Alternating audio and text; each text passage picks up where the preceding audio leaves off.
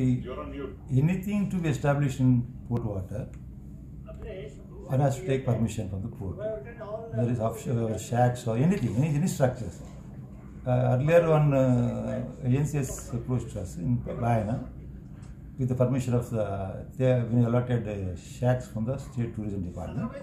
Then we are gone to the site and observed things.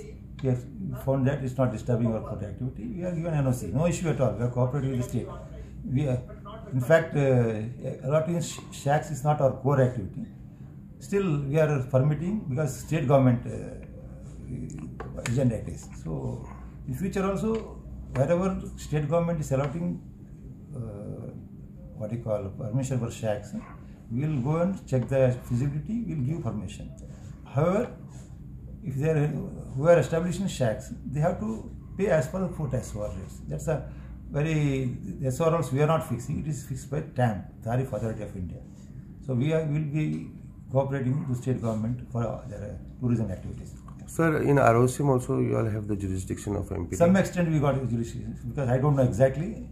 Once it has happened in the past, something one barge accident happened. So we have gone and seen. We have seen some limit we got it.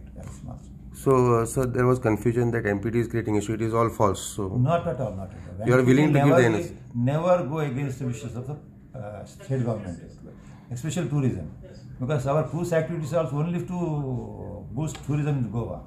So that's no question. We are going against the activities of the state. So MPD is willing to give NOC whenever any applications is made? Provided that if that should not be hindrance to any port activity. Okay. If it is hindrance port activity, we will see, find some other solution. But we will never go in negative mindset.